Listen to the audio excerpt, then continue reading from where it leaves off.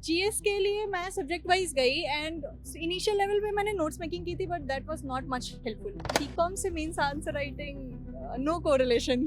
अगर आप मतलब रेगुलर प्रैक्टिस कर रहे हो डेली आंसर राइटिंग की तो उतना इशू नहीं होगा, चाहे आप जिस भी बैकग्राउंड से आए। Enjoy college life first of all, don't waste that. UPSC is so uncertain even after like आप रेगुलर पढ़ाई कर रहे हो उसके बाद भी there is no guarantee.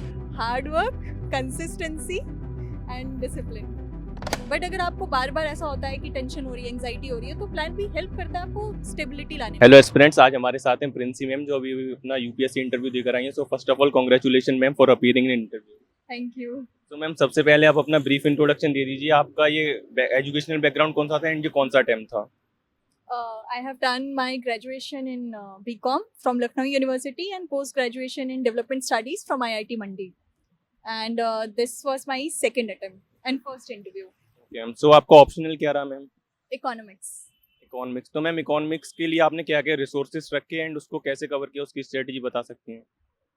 Economics के लिए जो टॉपर्स सजेस्ट करते हैं, right now it's difficult for me to recall exact authors, but जो भी होते हैं टॉपर्स ट्रेडिशनली जो रेफर करते हैं वो चीज़ें मैंने रेफर की थी। इंडियन इकोनॉमी पेपर 2 के लिए मैंने श्रेयाशी मैम के नोट्स फॉलो किए थे। एंड मैम आपने कोई कोचिंग की थी या सेल्फ स्टडी? Self study. तो मैम जीएस के लिए कोई रिसोर्सेज आप बताना चाहें, नोट्स मेकिंग कैसे की? जीएस के लिए मैं सब्जेक्ट वाइज गई एंड इनिशियल लेवल पे मैंने नोट्स मेकिंग की थी but that was not much helpful. तो वो मल्टीपल रिफाइन होते होते बने। और सब्जेक्ट वाइज मतलब कहीं पे यूट्यूब के सोर्सेज अच्छे मिल गए, कहीं पे बुक्स के अच्छे मिल गए, तो मैंने बेस्ड ऑन अजाइल अप्रोच मैंने वो फॉलो किया था। एंड मैम जैसे कि आपने बीकॉम किया तो आपको आगे आके मेंस आंसर राइटिंग में कोई प्रॉब्लम आई थी या फिर आपने उसकी प्रैक्टिस कैसे की? बीकॉम से means answer writing no correlation. हाँ मैम, जैसे आर्ट्स वालों का तो होता है एक्सपीरियंस उन्हें आंसर राइटिंग करने का, जैसे बीकॉम है तो उसमें नहीं होता, इंजीनियरिंग बैकग्राउंड है, तो आपने उसकी प्रैक्टिस कैसे की आंसर राइटिंग की?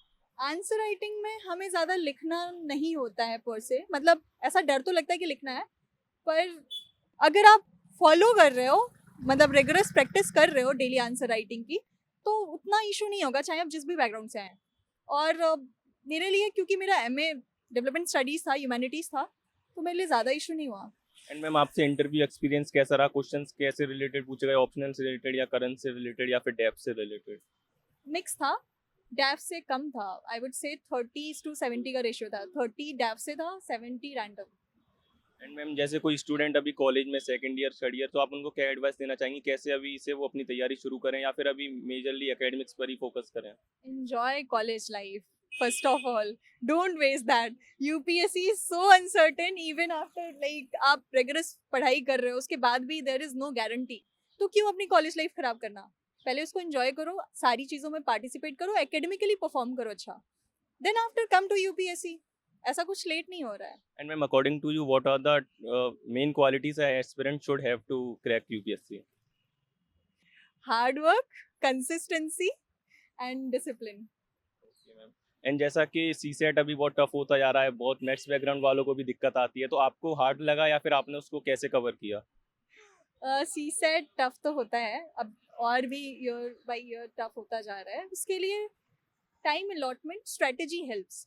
आई mean you should give equal attention to each part. ऐसा नहीं होना चाहिए कि आप मैथ्स का सोच के जा रहे हो और कॉम्प्रिहेंशन आपने प्रैक्टिस ही नहीं करी, और ऐसा भी नहीं हो कि आपने कॉम्प्रिहेंशन को टाइम ही नहीं दिया, इतने ओवर कॉन्फिडेंट हो कि मैथ्स ही करे जा रहे हो।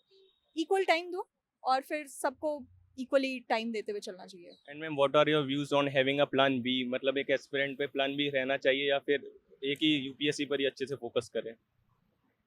It depends from person to person.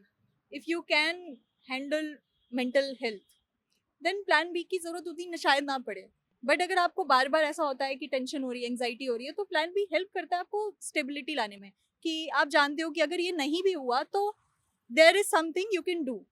So person to person very करता है। एंड मैम अब जैसे प्रीलिम्स आने वाला है, 60 to 70 डेज बचे हैं, तो आप एक कैंडिडेट को क्या एडवाइस देना चाहेंगे उस टाइम को बेस्ट यूटिलाइज कर सके? सॉरी। मैम जब प्रीलिम्स आने वाला है तो कम टाइम है, तो आप एक एस्पिरेंट को क्या एडवाइस देना चाहेंगी, वो मैक्सिमम आउटकम कैसे निकाल सके इस टाइम से? PYQs एनालिसिस करें, उसके ऑप्शन के नोट्स बनाएं, स्टैटिक को रिवाइज करते हुए चले और किसी एक कोचिंग का करंट अफेयर्स फॉलो कर लें. I would say this much. And ma'am मेरा एक क्वेश्चन है, जैसे कोचिंग वाले अपना मटेरियल सॉर्ट आउट करके दे देते हैं हर सब्जेक्ट का, तो वो रिलीवेंट रहता है या फिर हम अपनी स्टैंडर्ड बुक्स को ही पढ़ के अपना खुद बनाए नोट्स? स्टैटिक पोर्शन के लिए अगर आपने खुद के नोट्स बना रखे हैं तो वो ज़्यादा हेल्पफुल होगा. कोचिंग के material I don't have trust on that because मैंने सेल्फ स्टडी करी थी और मेरा है कि मैं खुद के नोट्स बनाती हूँ और मैंने वो देखे भी हैं काफ़ी मटेरियल्स, तो वो बहुत जेनेरिक लगते हैं, तो वो यूनिकनेस आपकी कॉपी में नहीं आएगा, तो उसके लिए तो आपको खुद करना पड़ेगा. Okay ma'am, thank you for giving us your valuable time and we wish you all the best.